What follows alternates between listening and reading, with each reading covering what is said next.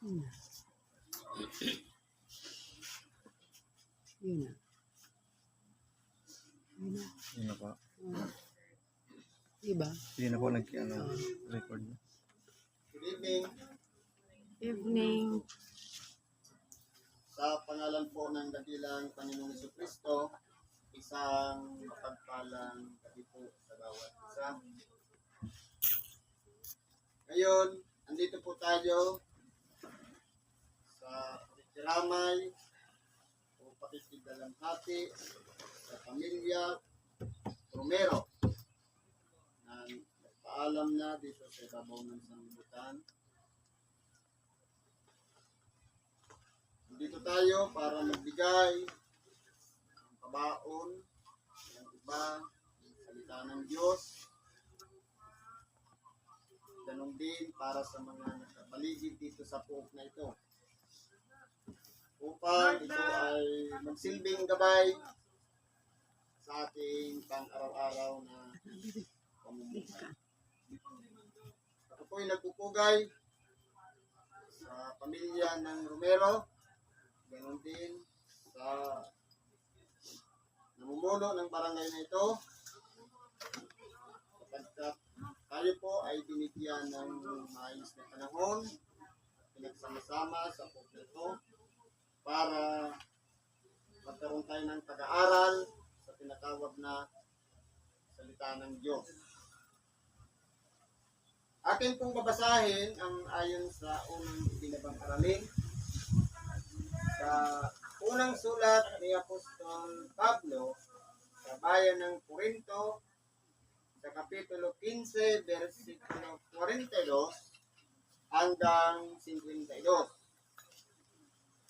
Ang sabi po ganito: gayon din naman ang pagkabuhay na mag-uli ng mga patay, itinatanim na may kasiraan, binubuhay na mag-uli na walang kasiraan. Ngayon po, ang pinag-uusapan po dito, pagkabuhay na mag-uli sa mga patay. Ito pong nangyari ngayon ay isang bahagi lamang ng buhay ng tao. Na kumbaga, tayong lahat, sinisilang, lumalaki, nagiging bata, nagiging teenager, nagkakagulang, hanggang sa makapag-asawa, magpamilya, papunta sa pagtanda. Kumbaga, ang buhay natin dito sa ibabaw ng sanlibutan, meron pong tinatawag na hangganan. Ngayon po, hindi ibig sabihin na namatay ng tao, wala na siyang karugtong. Kundi, meron pa pong itinakda ang Diyos na isang buhay, walang iba, yung pagkabuhay na mag-uli sa mga patay. Sa makatuwid, lahat po ng tayo ay daranas doon sa mga kinabutan ng pagbabalik ng ating dakilang Panginoon na buhay pa, iba naman ang magiging pamamaraan. Dito po, sa pagkabuhay na mag-uli ng mga patay, tayo po ay nabuhay dito sa ibabaw ng sanlibutan, meron pong kasiraan. Kaya nga po, nasa pag-iingat tayo ng ating buhay. Minsan, sobrang pagod, walang tulog, kapag hindi po balanse, ang nangyayari sa ating katawan, bumabagsak po siya. Nagkakasakit o kaya nagkakaroon ng karamdaman. Dahil meron po siyang kahinaan. Meron po siyang kasiraan. Kaya nga po tayo ay kinakailangan kumakain ng sapat na pagkain. Tama sa oras. Umiinom ng tubig. Nagpapahinga ng at least 8 oras. At siyempre, kinakailangan lahat ng basura sa ating katawan, inilalabas yan. Pawis, yung pagmumuta, yung pagdumi, pag-ihi, lahat ng yan, mga basura yan. Kung hindi yan na ilalabas, yan po ang pinagmumula ng kasiraan ng katawan. Kaya nagkakaroon po ng mga mabibigat na karamdaman. Pero sa pagkabuhay na mag-uli ng mga patay, wala na pong ganon. Kumbaga, ang magiging buhay natin, hindi na po siya katulad ng buhay natin ngayon na masyado pong sensitibo. Hindi mo lang mapakain, nagkakaroon na ng ulcer, hindi mo lang painumin, natutuyo ng lalamunan, namamaos. Doon po sa pagkabuhay na mag-uli ng mga patay, wala na pong ganon. Kundi magiging iba na po ang ating katawan doon sa pagkabuhay na mag-uli sa mga patay. Sa makatuwid, wala na po siyang kasiraan. Wala nang depekto. Sabi dito, itinatanim na may pagkasithayo, binubuhay na mag-uli na may kaluwalhatian. Tayo po ay naging tao dito sa ibabaw ng sanlibutan. Pangit po ang buhay. Marupok, may kahinaan. Pero sa pagkabuhay na mag-uli ng mga patay, may kaluwalhatian. Kaya, habang tayo po ay nabubuhay pa dito sa ibabaw ng sanlibutan, palagi po nating iisipin yung preparasyon doon sa pagkabuhay na mag-uli sa mga patay. Sa makatuwid, huwag tayong mag-isip kung ano yung nakikinabangan lang natin ngayon na nabubuhay tayo, kundi ang palaging iniisip natin, reservation doon sa ikalawang buhay na dapat makamta natin yung pagkabuhay na mag-uli ng mga patay sa piling ng Diyos. Kasi lahat po tayo babaguhin. Gumawa man tayo ng mabuti o gumawa man tayo ng masama, lahat tayo babaguhin. Lamang dalawa po ang papupuntahan. Sa mga gumawa ng matuwid, sa mga sumunod sa kalooban ng Diyos, sa mga nabuhay sa pag-ibig at ganun din sa mga natuto sa aral ng salita ng Diyos. At merong Diyos sa kanyang buhay, ito po yung mabubuhay na mag-uli doon po sa piling ng Diyos. Pero po, doon sa mga hindi man lamang nakakilala sa Diyos at sa mga minsan may kulang sa buhay natin na hindi man natin matambit man lang sa panalangin kung makatulog sa Kanya, makahiling sa Kanya. Kung baga malayo sa atin ang Diyos. At doon din naman sa hindi pa po nakakarating sa tunay na pagsisisi, may pagkabuhay din na maguli. Lamang doon siya sa pag-atol. Kaya po, ang buhay natin dito sa ibabaw ng sanlibutan, bagamat po pangit, hindi magaganda masyado. Dahil nga, merong depekto itong katawan na ito. Madali siyang makaramdam ng karamdaman, madali siyang magkaroon ng mga sakit, marupok, pero doon sa pagkabuhay na magulit ng mga patay, wala na pong ganoon. Magiging perfecto na po ang ating mga buhay. Itinatanim na may kahinaan, binubuhay na mag-uli na may kapangyarihan. Totoo po. Nabuhay tayo dito sa ibabaw ng sanlibutan, may kahinaan. Kaya nga, palagi tayong binibigyan ng tamang edukasyon, tamang itinuturo sa atin kung paano iwasan ang ating mga buhay. Pero sa pagkabuhay na mag-uli ng mga patay, perfecto na po ang ipagkakaloob sa atin na katawan. Hindi na po siya sakitin. Hindi na po siya dadapuan ng anumang karamdaman. Kundi meron na siyang kapangyarihan. Sa makatuwid, tayong lahat ay magiging iba na ang ating katawan. Itinatanim na may katawang ukol sa lupa, binubuhay na mag-uli na katawang ukol sa espiritu. Kung may katawang ukol sa lupa, ay may katawang ukol sa espiritu naman. Ibig sabihin, ito pong nakikita natin, hahawakan natin. Itong katawan na to, na binigay sa atin. Kung tayo'y naging kaluluwang buhay dito sa ibabaw ng lupa, meron tayong angking katawan. Sa buhay espiritual, meron din po tayong katawang itinakda ng Diyos sa bawat isa sa atin. Gayon din naman, sa susulat, ang unang taong si Adam ay naging kaluluwang buhay. Ang huling Adam ay naging espiritong nagbibigay buhay. Ang unang Adam, ito yung naaalala natin at nababasa natin sa Henesis. Yung unang taong nilikha ng Diyos, si Adam. Dahil po sa hininga ng Diyos, ng hininga ng buhay, naging siyang kaluluwang buhay. Pero yung huling Adam, sino po ito? Walang iba, ang ating dakilang Panginoong Jesucristo. Siya po ang espiritong nagbibigay buhay. Nabuhay din po siya bilang tao.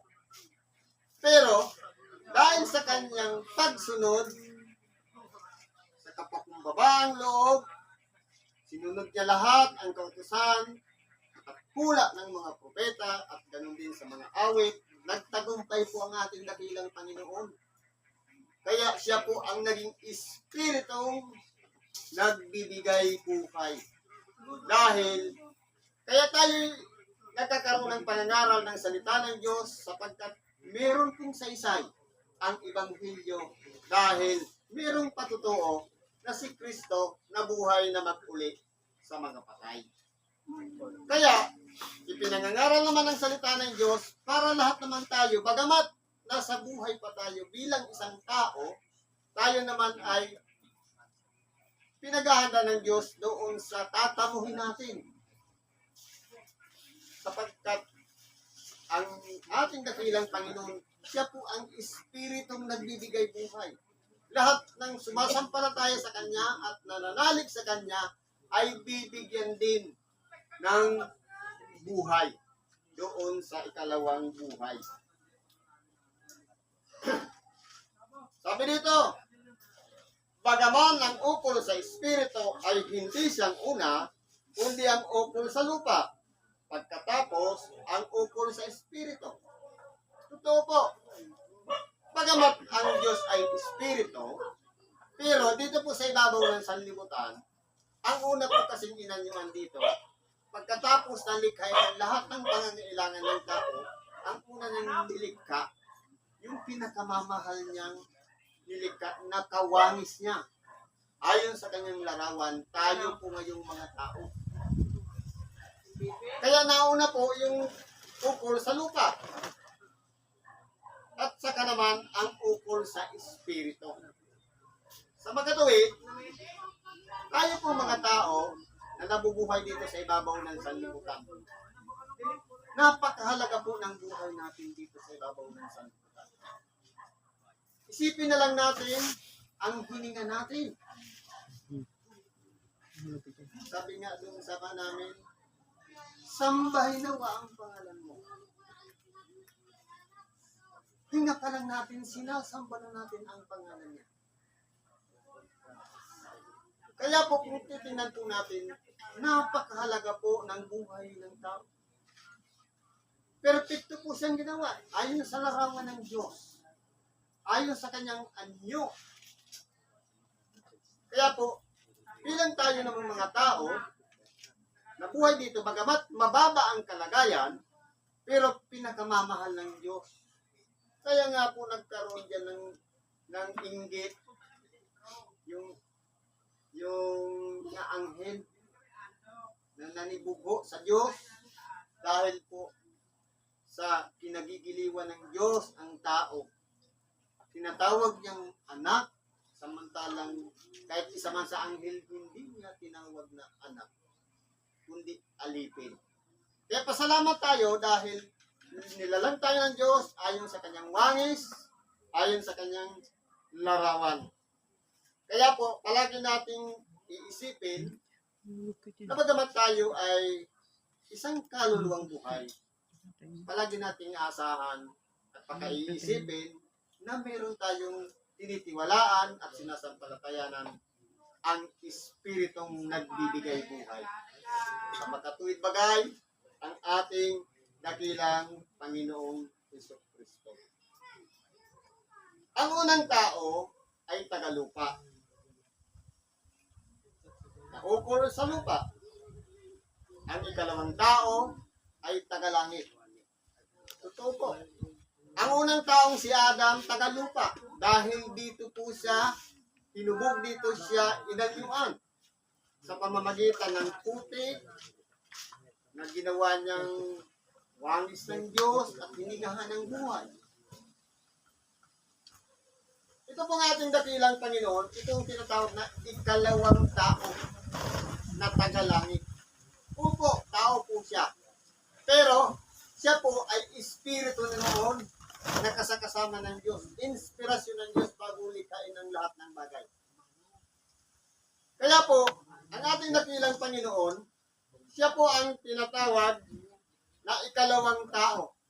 Sa makatuwid, siya po ay mula sa kalagayang espiritu, mula sa langit, bumaba dito sa ibabaw ng lupa, at nagkatawang tao. Sa makatuwid, kinakailangan ng isang katawang tao para magluwal sa kanya, para ipanganak siya. Kaya ang hinanap niya, isang birhen, walang iba, si Maria. Kaya, ipinanganak siya at nabuhay katulad din nating tao. Kung paano ang senaryo ng ating buhay na ipinanganak, ganun din po ang ating dakilang Panginoon. Kaya po, siya ay naging tao.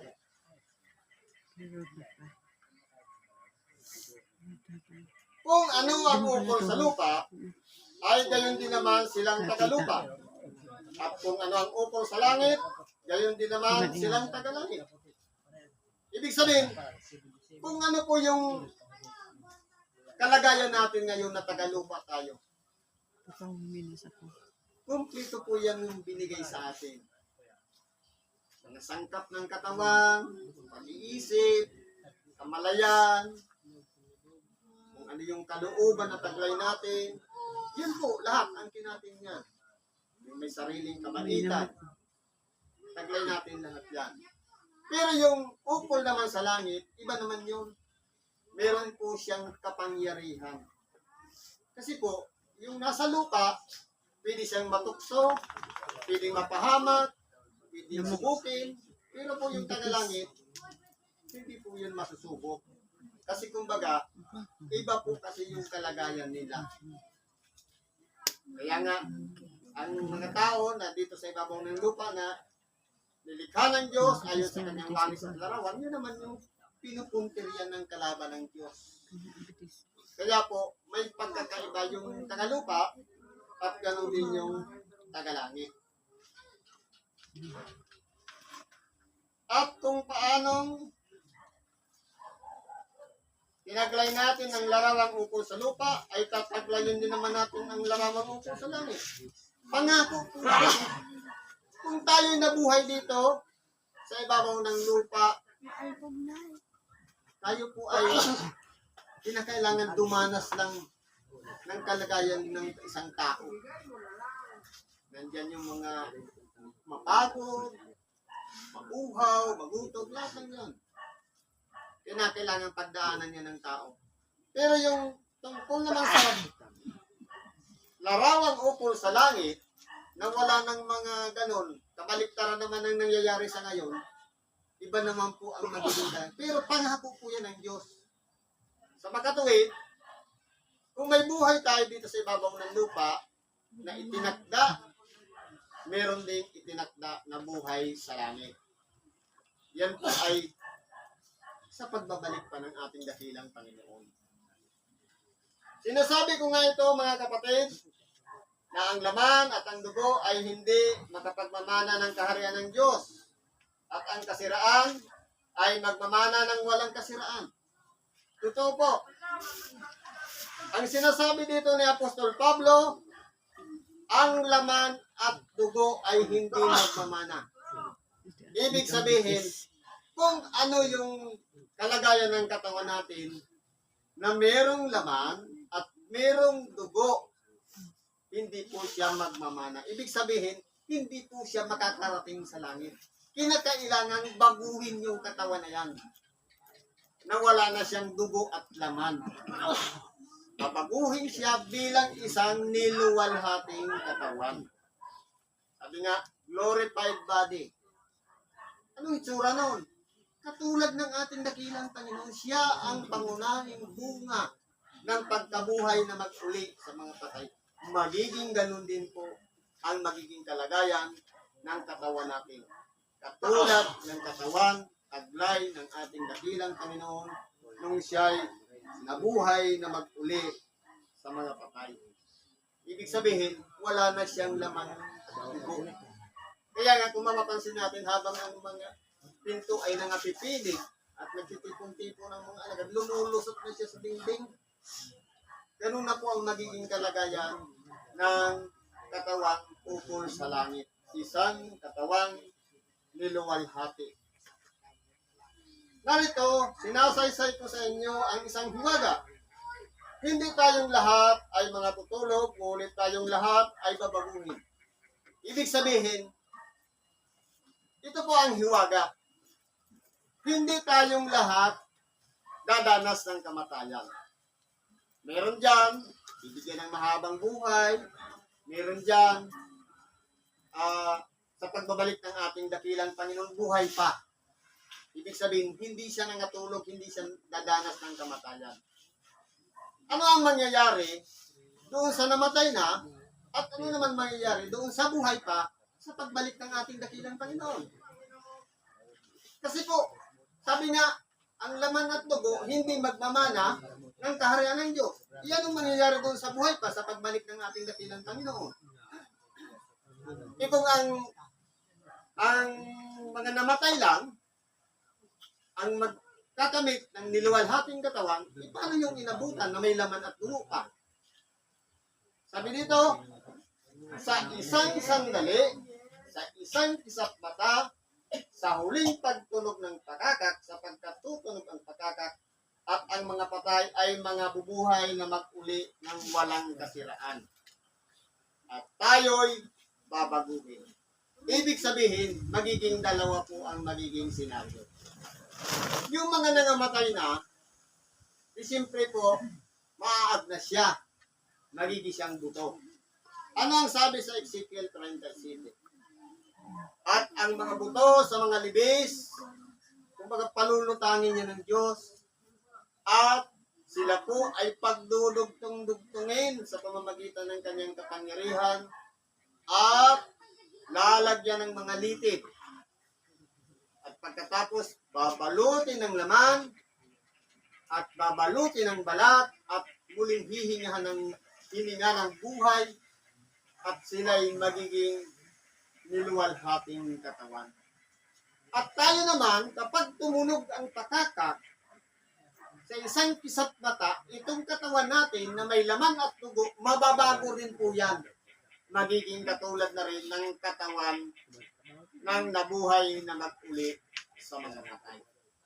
Sa makatuwid, yung mga nangamatay o nangatulog, meron ng niluwalhating katawan, yung mga buhay, magkakaroon din ng isang binagong katawan na handa ng sumalubong sa ating dakilang Panginoon sa makatuwid, maging pare-parehas na ang ating katawan, isang niluwalhating katawan na handang sumalubong sa ating dakilang Panginoong Jesucristo sa kanyang kaluwalhatian. Sa makatuwid, ano po ang dapat nating gawin? Walang iba, kung nag-umpisa na tayo sa panalangin, ituloy lang po ang ginagawa nating panalangin. Kung tayo ay nagpupuri, ipagpatuloy lang natin ang pagpupuri natin sa Diyos. Kung tayo sumasamba, magpatuloy po tayo sa pagsamba. Kung tayo po ay nasa paglilingkod, maglingkod po tayo sa ating kapwa. Sa makatuwid, doon pa lang, papakita na natin sa ating sarili ang tunay na katapatan at pagsunod sa kanyang kalooban sa makatuwid bagay. Yung mga aral o ibanghilyo na ating napapakinggan sa bawat araw ng pagsamba. Kinakailangan po yan, ina-apply natin sa totoo nating buhay. Yan po ang susi, yung mga turo ni Kristo. Hindi po sapat na kilala lang natin si Kristo, kundi palaging kalakip po ang ibanghilyo. Kasi po anong sabi ng ating dakilang Panginoon? Yung para siyang nagdadamdam. Tinatawag ninyo akong Panginoon, ngunit hindi nyo naman sinusunod ang aking mga sinasabi. Tawag tayo ng tawag. Lord, Diyos ko, Jesus Christ, Panginoon ko. Pero yung mga aral niya, hindi natin sinusunod. Magiging useless po, bagamat umaasa tayo na tayo'y mapapasama doon sa kanyang kaluwalhatian, pero merong sagabal sa ating pagsunod sa kalooban ng Diyos, kinakailangan po natin baguhin na yan. Sa makatuwid, palagi po magkapartner. Kilala tayo ni Kristo, kilalanin din natin siya. Pati yung kanyang aral.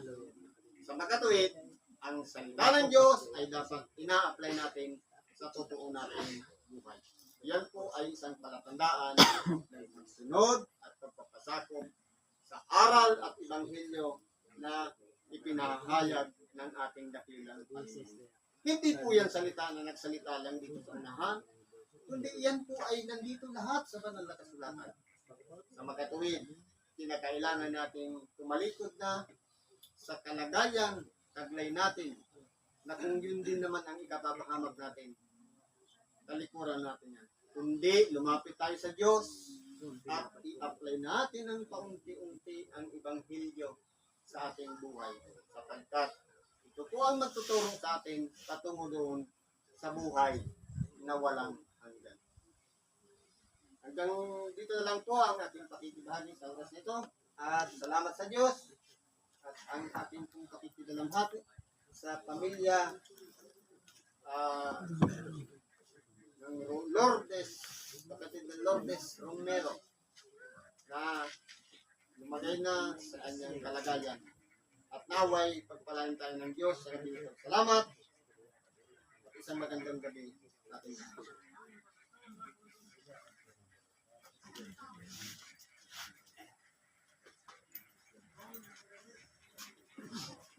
Yun.